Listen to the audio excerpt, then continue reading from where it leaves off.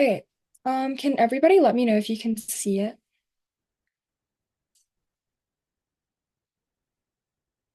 Yeah. Okay, cool. So today we're gonna go over an introduction to theory. So I guess to begin, theory is basically a question of what the rules should be in debate. So I guess to preface this, debate events don't really have very many set rules. So for example, in LD, it's mostly just the speech times and like evidence ethics things and somewhat the resolution. So theory kind of regulates the arguments and practices that are allowed in the debate. So it determines what practices are good and what practices are bad.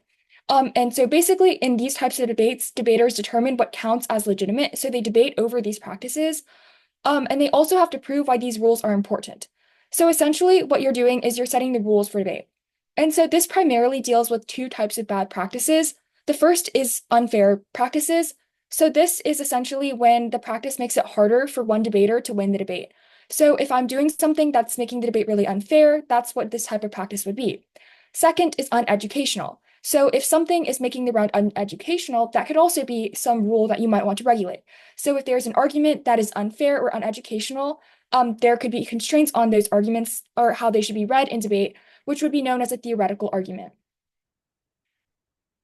And by the way, let me know if I'm going too fast or if anybody has any questions, just feel free to like unmute and ask. Okay, so first we'll go over the structure of theory. So you start off with an interpretation. So essentially what this is the rule that ought to be set.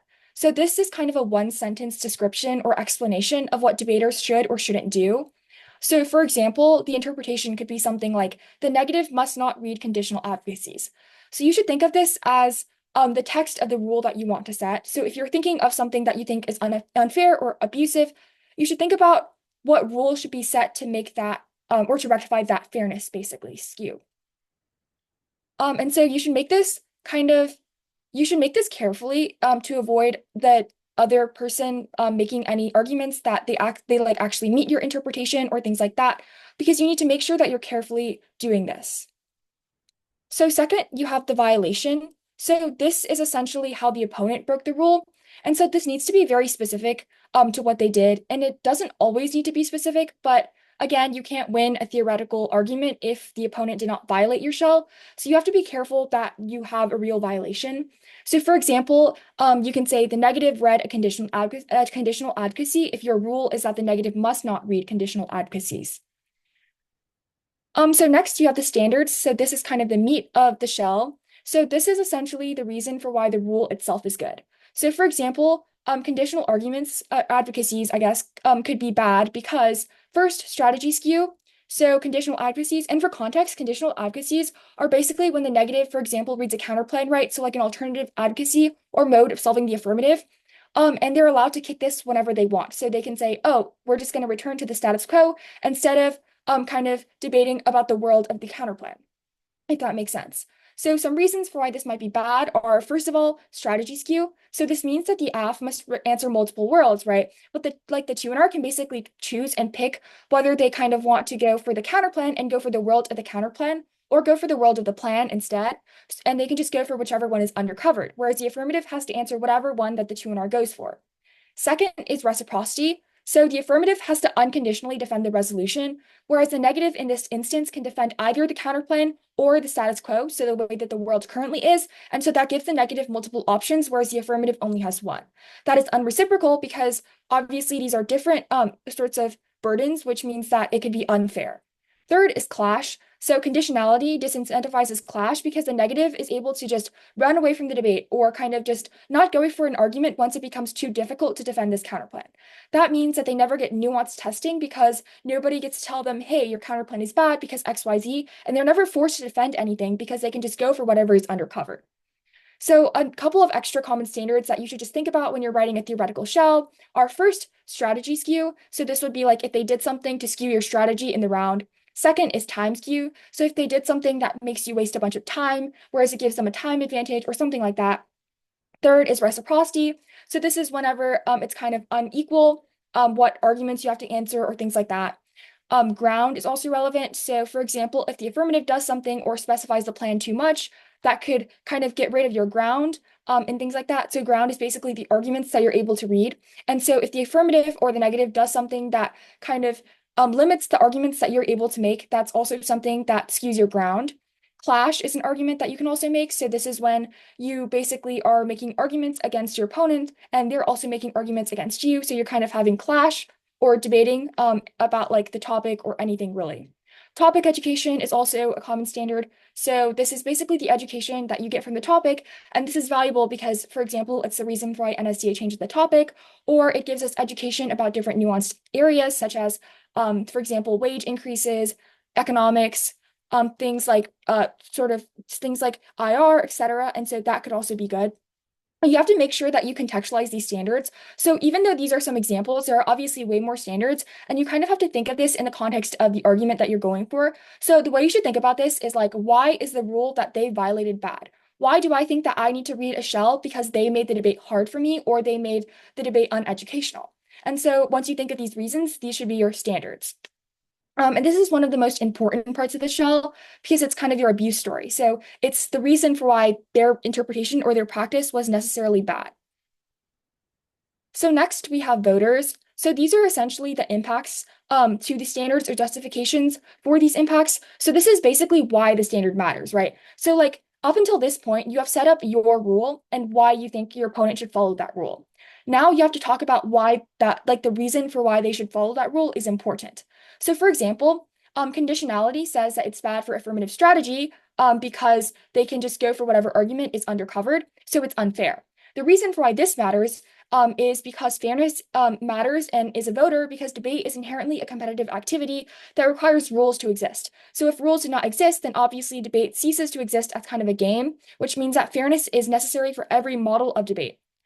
Second is, for example, conditionality could destroy education because the negative can just avoid answering the asked good arguments by going for the undercovered arguments. So thus, you would say education is a voter because it's the only portable skill we gain from debate. And it's a reason for why schools fund it because they know that you can gain education and academic knowledge through debate. And so basically, the main two are fairness and education. And what you should note is that throughout the debate round, you'll be weighing between which one is more important. So a lot of debates kind of devolve into whether fairness or education is more important. So you need to be kind of well versed with this type of debate, and you should be prepared to defend why your impact necessarily outweighs or why it's the most important one. So the fifth thing that is involved in a theory shell is paradigm issues. So first, we have competing interps versus reasonability. So competing interpretations is essentially when you say that theory should be evaluated through an offense-defense paradigm. What this means is basically you have to weigh the affirmative's interpretation versus the negatives, and it has to be direct. So as long as you think that the affirmative's interpretation is better than the negative's interpretation, then you have to vote affirmative. Similarly, if the negative's interpretation is better than the affirmative's interpretation, then you have to vote negative. Thus, the debate is just a question of offense, and as long as one side is marginally ahead, you have to vote for them, and their interpretation is more correct. But the alternative to this is reasonability. So this argument is saying that you weren't that abusive, or you were kind of pretty fair, so you shouldn't be forced to lose a round. So thus the judge should kind of intuitively think, oh, was the 1NC or 1AC, whatever was abusive, that abusive? And if so, should they lose for it? This is sometimes known as arbitrary, but again, you can also set bright lines, which we'll talk about a little bit later. Second is drop the debater versus drop the argument. So this is kind of what happens after the shell is read. So this is like the impact of the shell on the round specifically. So first, drop the debater is an argument that they should lose for violating our rules to set norms. So you have set a rule, right? And so basically your argument is that they should lose this debate so that they can set further norms. Because if they lose this debate, they'll be deterred from doing this in the future. So for example, if one debater keeps losing to disclosure theory, they'll be more incentivized to continue, or they'll be more incentivized to disclose in the future because they know that they'll continue losing to disclosure theory and they don't want to do that, right? They want to have substance debates or at least debates that they will win instead of just losing to disclosure theory all the time. So they'll be more incentivized to disclose. And that's a prime example because at least in the LD circuit, disclosure has been a lot more common because of theory and arguments like that. So it kind of proves that norm setting is possible.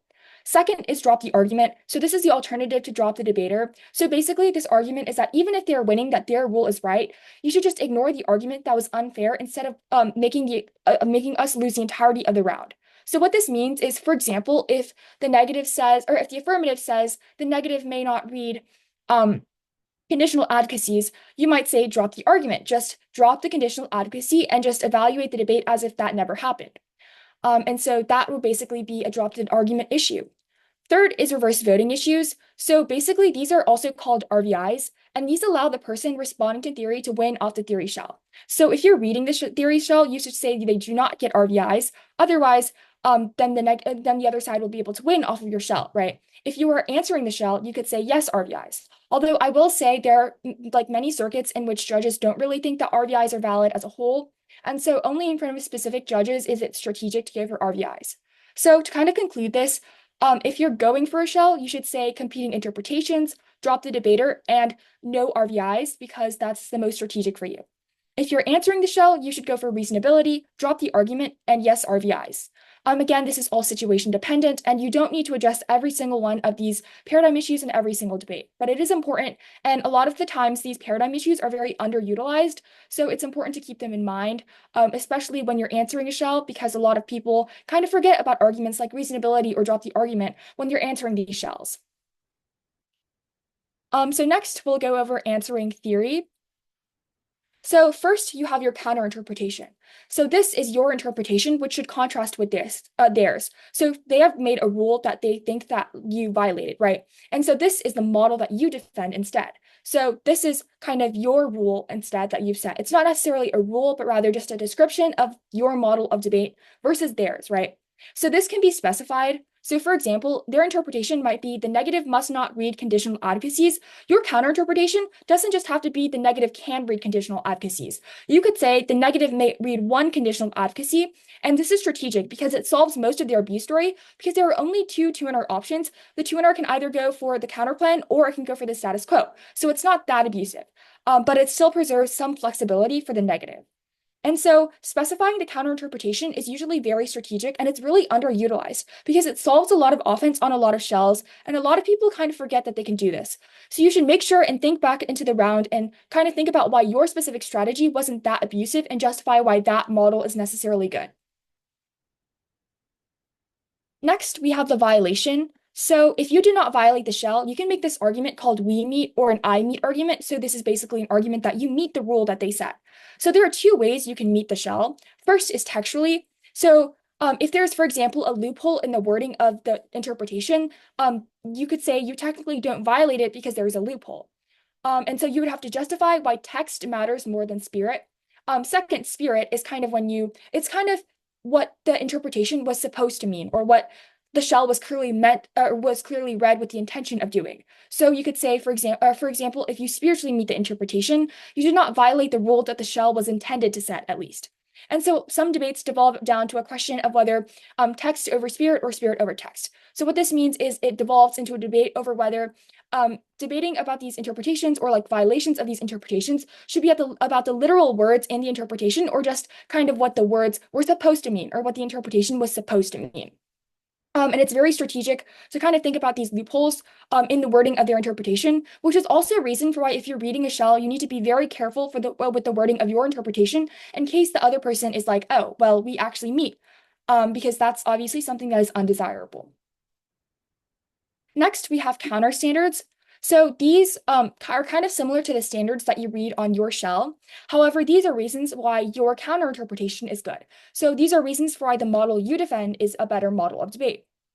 Now, first, for example, reasons why conditionality might be good are first, topic education, because conditional advocacies allow us to debate about multiple mechanisms to solve the affirmative, which is best for testing, because they allow us to debate about whether, for example, in the context of the current LD topic, which is a living wage, which you should think of as like raising the minimum wage, the negative can read counterplans that give people more money. So, for example, they can read a counterplan about an earned income tax or some other way to distribute money. And so this would be good for education because it allows the affirmative to be tested from multiple angles, and it forces the affirmative to think about kind of the like different areas of the topic and why in different ways of like fiscal redistribution.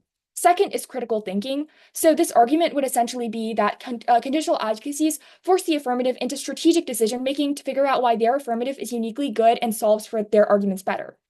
So this is important because, for example, critical thinking is necessary to every tenet of life in the real world and every single skill you necessarily ever need. Third is neg flex. So when you see these arguments that are like afflex and neg flex, essentially what these mean are that's like that side should get some level of flexibility because affirming or negating is harder. So thus they need to get some flexibility, and so they should be allowed to be a little bit unfair or a little bit uneducational because it's necessary to give them a chance at the ballot. So for example, for condo, you could say that negating is harder, so the negative should get some level of flexibility and they should be able to be a little bit unfair because the affirmative gets to speak first and last, which kind of gives them an advantage psychologically. So they need some chance to like gain back any lost fairness. And make sure you contextualize this again to the shell. There are common standards that people use a lot, but just make sure you're thinking about specifically why certain standards apply well and why certain standards don't apply well. And you should just make sure you're thinking about the weighing debate as well. So you should be reading standards that would be strategic to weigh against their I've been standards. going at this. Oh, That's the sorry. busiest. Those are the busiest 3 hours. Okay. Anyways, you should think about the specific standards you have, and you should also weigh against your opponent's standards, right? Which will be kind of discussed later. So next, part of kind of answering a shell is that you must answer their standards. So basically the person reading the shell will read their own standards, and so you need to line by line their standards or kind of individually answer each of their standards, or you could do embedded clash. So what that means is you could kind of I guess embed arguments that answer their standards as well, but again, it's best to individually answer all of them to make sure that you're getting through all of their arguments properly. So for example, if the affirmative says that like conditionality discourages in-depth clash, you can say that conditionality is better for clash because it allows us to debate about multiple different solvency mechanisms and then go for one in the tuner, which means that we can get the most substance education because we learn about different solvency mechanisms, which is good because it is the most real world and teaches us about different policy solutions like a policymaker might have to do.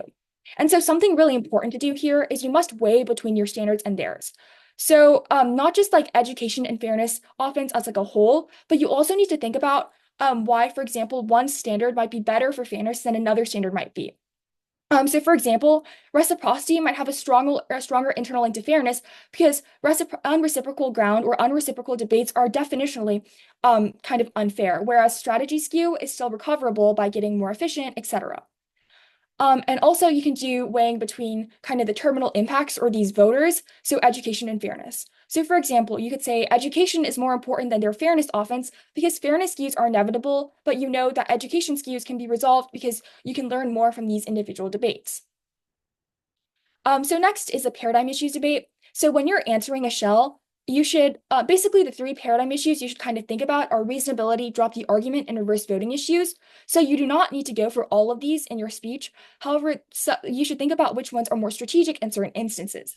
For example, reasonability is strategic versus these frivolous shells or shells that kind of don't really have much of an abuse story. They're kind of silly. So think things that are like, for example, must wear sunscreen or stuff that is really stupid, right? You should be like, oh, well, we weren't that abusive. So this argument is essentially you should vote for us as long as we were being reasonably fair. So an example of a justification for this is that competing interpretations kills substance education because it causes a race to the top of infinite different interpretations, since each debate is just about marginal differences.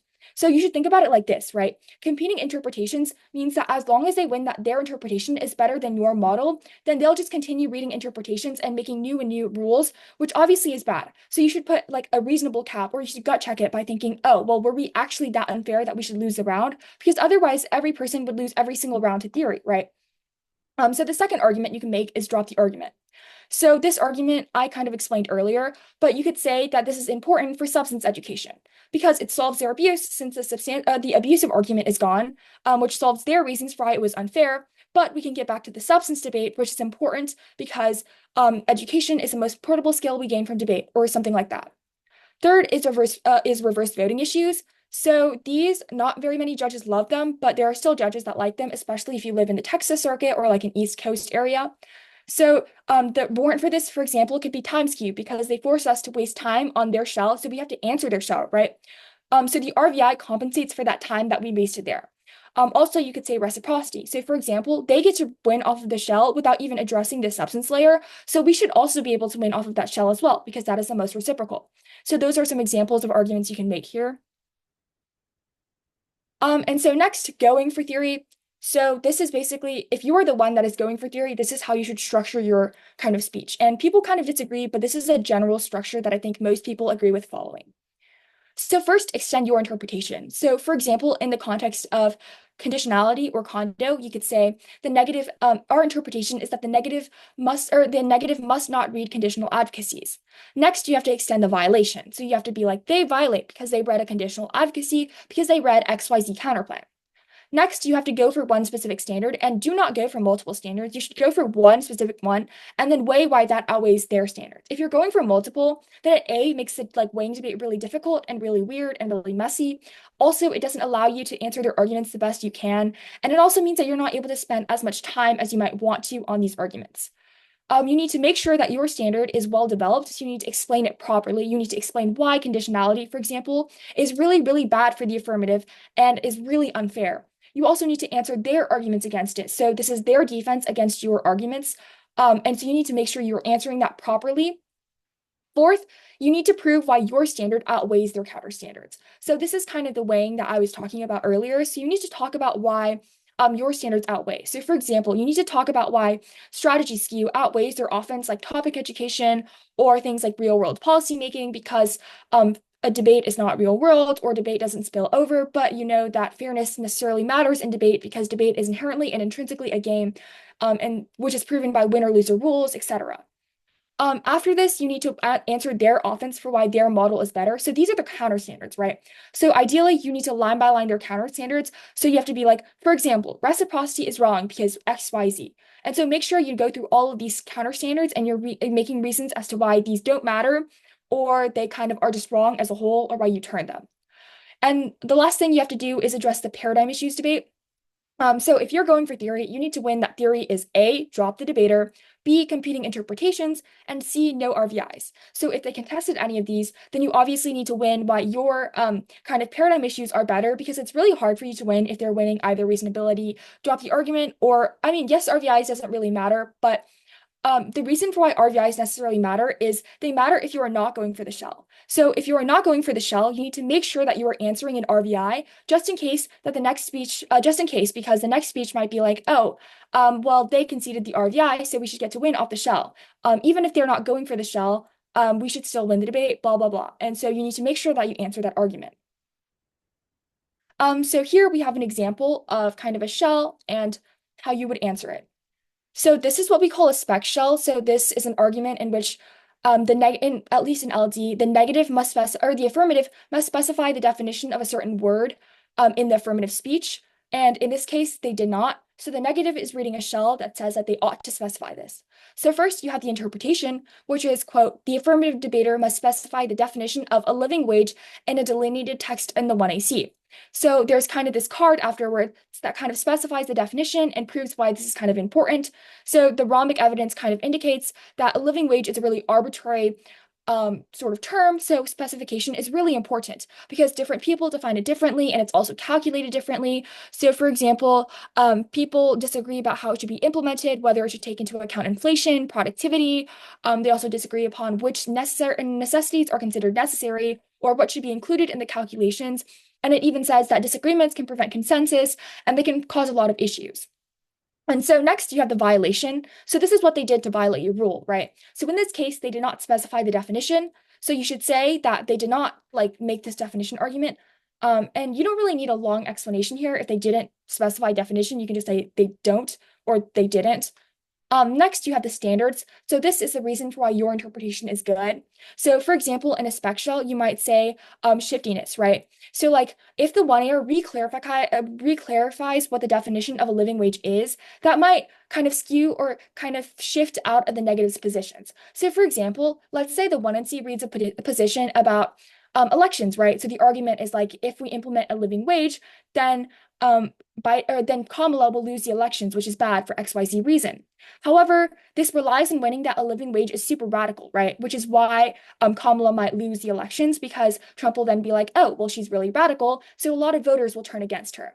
However, if the one air redefines a living wage to be just a very small minimum wage increase, maybe by like $2, then the negative loses a link to this disadvantage or this contention because this basically doesn't link anymore because the affirmative isn't actually that radical. So the argument is that the affirmative will always get to redefine these words in the 1AR, which necessarily skews out of negative arguments, like the inflation dissent, for example, or the elections dissent, and you just have to win a reason for why these are core generics that are basically being shifted out of. So these are the standards. Additionally, a lot of spec shells might also go for this real world argument, which is like in the real world, a lot of policymakers are required to specify how the affirmative or like just plans in general are implemented. So the affirmative ought to mimic that as well. This is not a great standard in my opinion, and most people do not go for it. But again, it's something to think about because it's still an argument that could be made. So next you have the voters and paradigm issues. So first, in this shell, you can clearly see that fairness is the argument that they care about. So they say that fairness is a voter because debate is competitive and requires fairness for objective evaluation. So that's a reason for why fairness matters, and thus why our rule or interpretation is important, because otherwise we would lose fairness, which is bad. Next, you have these paradigm issues. So first, you have drop the debater, and their argument is to deter future abuse, right? Because if you drop them, if they lose this round, then they won't want to do they won't want to do the same thing in the future, and so it deters future abuse. Next, you have competing interpretations. So they're saying that competing interpretations is a better model because, first of all, reasonability is arbitrary and encourages judge intervention. So remember that reasonability is kind of dependent on gut checking. In some sorts of senses, obviously that's debatable, but again, in some senses, reasonability could be arbitrary because it requires the judge to gut check whether they think that the shell is true or false, or whether they were reasonably abusive, because nobody even knows how much reasonably abusive necessarily means. Second is reasonability also creates a race to the bottom of questionable argumentation. So what this means is that the other side will always just say, "Oh, well, we weren't that abusive," or were reasonably fair," and so they'll continuously say this every single time. They'll be like, "Oh, well, we weren't that unfair," and so it'll come to a point where both sides are just being super abusive and they don't get substance education at all, and it's just a very bad debate in the first place. So that's an argument for competing interpretations. Next, you have no RVIs. So the justifications for this are first, that it's illogical, right? Because you shouldn't win for proving that you meet the burden of being fair, because being fair is just a burden, right? So proving that you were fair or you were educational should not be a reason for why you win the debate. We can only win debates based on whether or not you should have lost because you were unfair or you were uneducational to rectify those skews, right? Second is RVIs incentivize baiting theory and prepping it out, which leads to maximally abusive practices. So what this means is that if, for example, the negative can always get, or if the affirmative can always give for an RVI, they will never specify the definition of a living wage, so that the negative can purposely go for this argument. So they are baiting the negative so that they go for this argument, or at least read this argument. Then the 1AR will be a super, super long prepped out speech with a bunch of reasons for why their interpretation is better and a bunch of weighing for why their interpretation is better. And so if they do this, the negative has to go for the shell, right? And so basically the negative just gets out prepped and it's necessarily bad. And so it could lead to super abusive practices and also leads to the affirmative just kind of out prepping them and baiting theory every single round because they can just infinitely prep out every single negative argument and script out a perfect speech. And it would just be a bad model of debate. So in terms of answering a shell, here's how you would answer the spec shell that I kind of explained earlier. So first, you have the counter interpretation. So in this case, it's that the affirmative need not specify a living wage. And so in this sense, you should think of it. Also, someone asked if the recording will be available after the meeting. Yes, it will be. It'll be posted on the Win like YouTube channel. But anyways, so first you need to give a counter interpretation. So in this case, it's quote, the affirmative need not specify a living wage. So the affirmative doesn't have to specify a living wage. So next you have counter standards. So for example, in this sense, the affirmative says first is regress, infinite regress. So the negative will make them specify infinite different things, right? So in this case, it's a living wage. Next time, maybe they'll make you specify what United States means. Maybe they'll make you specify what the means. Maybe they'll make you specify what wages are. Maybe they'll make you specify what require means. And so it'll just be infinitely regressive because the negative will just make you specify more and more things. So that loses education because it wastes 1AC time, and also means that the negative will always auto win every debate because they always have another spec shell that they can read. Second is topic education. So if the affirmative specifies a living wage, then the negative gets these picks or these unfair arguments, right? So like let's say the affirmative has to say what a living wage is. So the affirmative will be like, oh, a living wage is $25 of a minimum wage. So the negative could read a counter plan that's like the United States ought to increase a minimum wage by $24. And so the affirmative would lose every single round because basically the negative is able to solve for all of their offense with these infinite picks. And they could just read a reason. And so then you read a reason for why picks are bad, for example, because they deviate from core topic education and they make the debates about the margins of the topic and they steal all F offense. Next, you have to answer their standards. So in this case, their only standard was shiftiness. So there are a couple of responses you can make here. First is asking a cross-examination. So basically you should say, well, specify as, and you get your links. So in cross-examination, if the negative asks you what is a living wage, the affirmative could just reply, right? The affirmative is kind of obligated to reply. They have to say, oh, well, a living wage is XYZ. And so basically that means that the negative also gets their links because now they get specification, and so that solves their offense. Second, the negative or the affirmative could also say disclosure checks. So they get the affirmative 30 minutes before the round, at least in LD. And so basically they're able to read through the affirmative and like determine which kind of cards say that a living wage means XYZ, and they can re-highlight these evidences or these pieces of evidence to say, or find links and say that their like cards prove that this is competitive or that's true. Um, Somebody said, is there a counter interpretation in the previous slide? So the previous slide is the shell itself, so the person that is reading the shell. A counter interpretation only really applies if you're answering the shell because that is your model. That is kind of the counter model. But in the last slide, there was an example of an interpretation. So the interpretation is necessarily kind of the model that the negative forwards or the kind of person who is reading the shell forwards. And so in this case, the interpretation is the affirmative debater must specify this definition. And so should the counter interp include yes RVIs or no RVIs? This isn't technically part of the counter interpretation. When I say counter interp, I mean like the literal sentence. But again, in the answer to the shell, you can include yes RVIs or no RVIs. When you're answering a shell, you should obviously say, or you should usually say yes RVIs, but again, some judges don't like it, so sometimes it's not worth contesting. But third, after you talk about kind of why shiftiness is wrong, you could also talk about why generics check their offense. So for example, even if we don't specify how much a living wage is, arguments like the inflation dissat and elections dissat rely on perception links. So basically the amount of a living wage is irrelevant, right? Because as long as, for example, the government senses that minimum wages are increasing, they'll know that inflation is rising, right? Because inflation increases regardless. Or for example, the elections dissat. As long as Kamala raises the minimum wage, Trump will obviously call her a socialist and call her radical because she's raising the minimum wage, which means that any perception links are still viable because as long as she's perceived as raising the minimum wage, regardless of how much that amount actually is, she'll still be characterized in the same way. And so next you have to do weighings. So you have to basically determine why your voter outweighs theirs. And so this is a very good argument that I think you should start early, and I'll kind of talk about why you should start this debate early. But you should definitely make arguments for why fairness skews are kind of inevitable or why fairness skews don't matter as much as education. So in this case, you would say education is the only portable skill we gain from debate, and so that outweighs. However, they say like fairness matters because debate is competitive. You should say that competition only really matters because it bolsters education, right? So if the debate was unfair, then that would be bad educationally, and so that's why they care about fairness.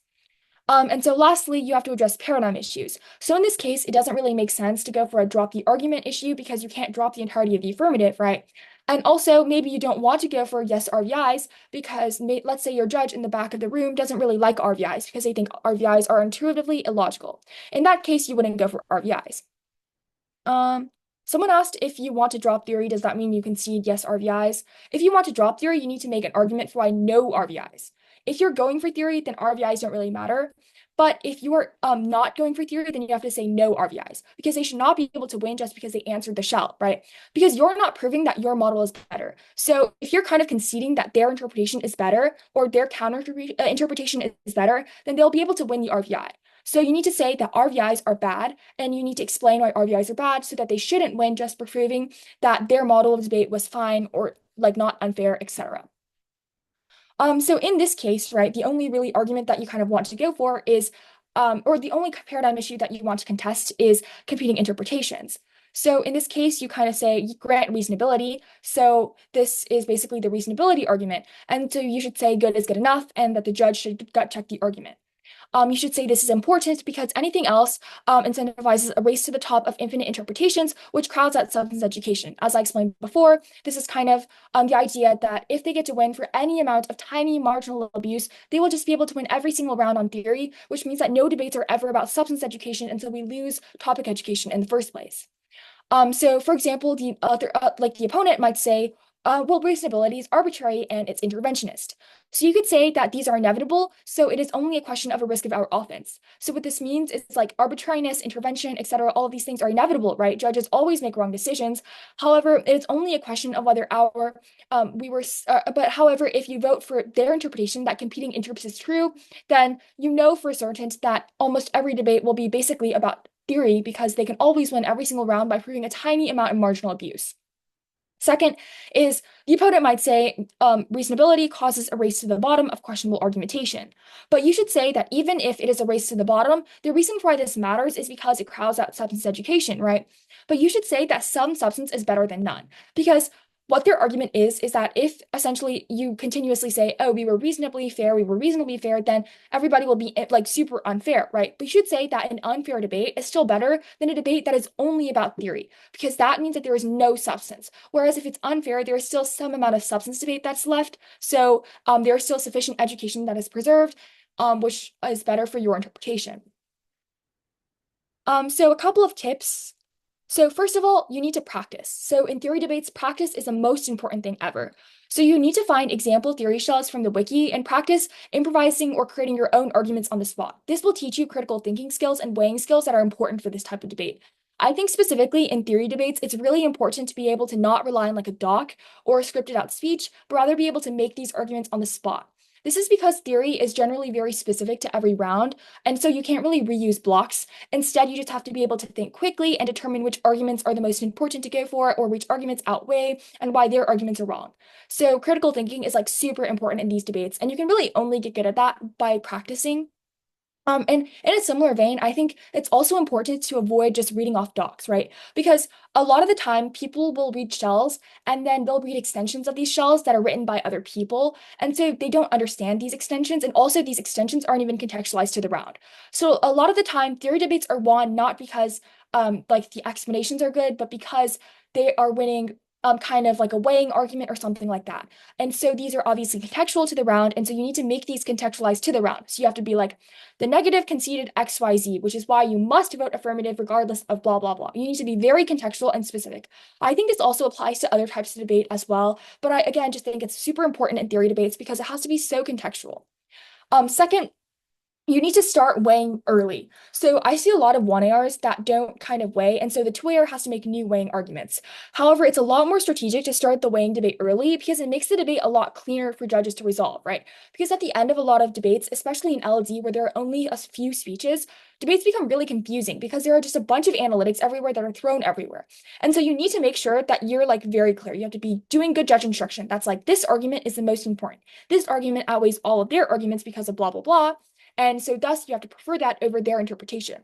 And so you need to do this very cleanly and you just start it early so that they can like, so you can preempt their arguments and you can also extend your arguments and be like, they conceded XYZ or things like that. Just make the debate easier for your judge to resolve because these debates are super, super confusing. And so you need to make it really simple in the first place. Another tip is like you should slow down when you're going for theory arguments or answering theory arguments because these debates are less reliant on kind of cards and evidence. And so they're more reliant on analytics or arguments that you make on the spot or arguments that aren't carded, right? And so the reason for why this is important is because these arguments can easily be missed, especially because they're so short, right?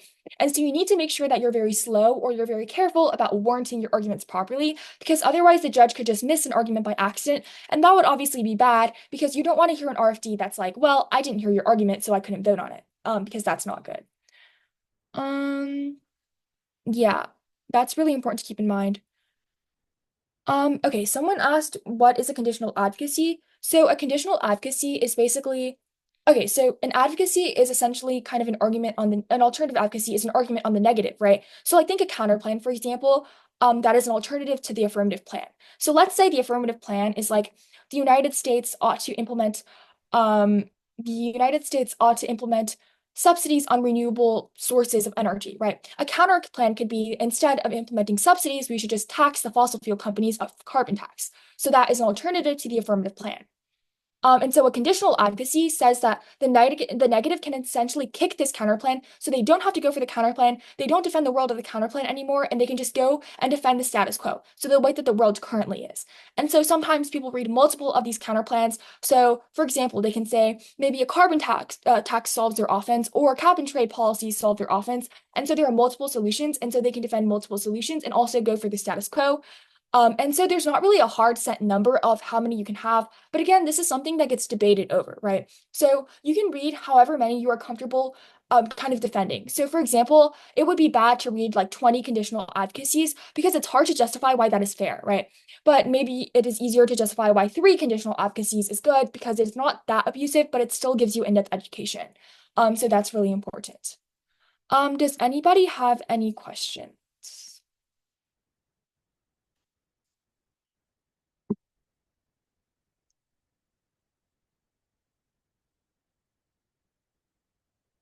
Just feel free if you have anything, or you can type in the chat. But yeah. Wait, can I ask about framework in this context? Yeah, sorry. Okay, so if you're going for theory, do you have to like in the framework debate, do you have to talk about like fairness and stuff, or do you just like do normal framework stuff? What framework are you talking about? Like, is this Like like if you what? go for theory, like and they run like I don't know, like set call or something, during framework, do you have to be like fairness over set call or something like that? Well, it kind of depends on the argument. So, most people presume that policy arguments are like on a lower layer than the theory layer. However, people disagree over whether theory arguments are on the same or higher or lower level than critique arguments, which is why if you're going for 1AR theory, you need to kind of, at least versus the critique, you need to weigh why 1AR theory outweighs the critique.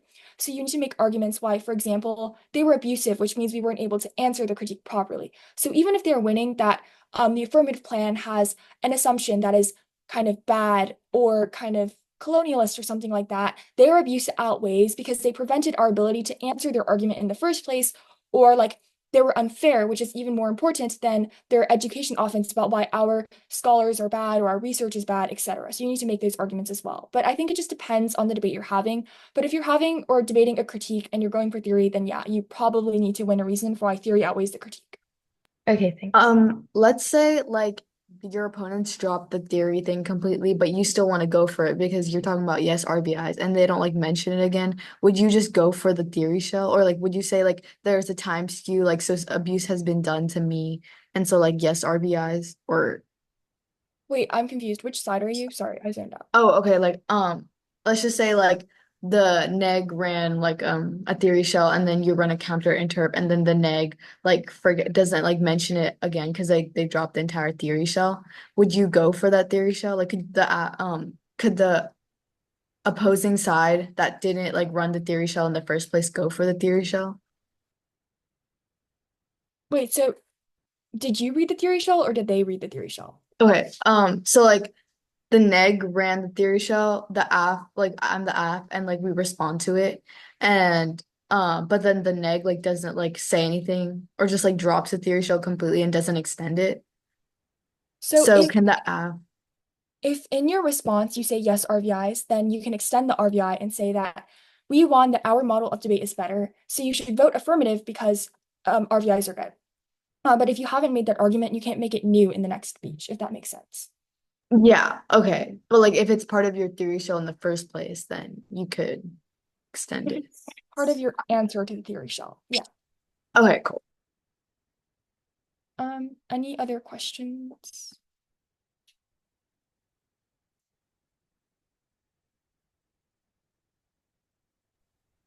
Okay. If there are no other questions for Selena, then that concludes the Introduction to Theory lecture. Um,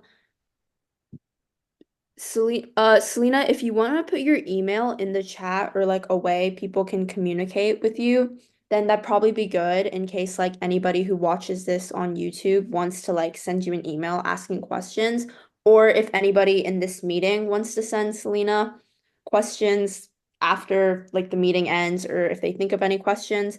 But that that does conclude the topic, or oh my God, this is not a topic lecture. That does conclude the theory lecture. Thank you to everybody who attended, including those people who already left. And you can tell your friends that this will be posted on our YouTube if they want to watch it in case they missed it today.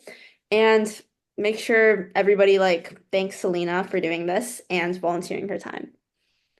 Yeah, thank you everyone for attending. I put my email in the chat, so if you guys have any questions, just feel free to reach out. I'm happy to answer any questions. Thank you. Thank you.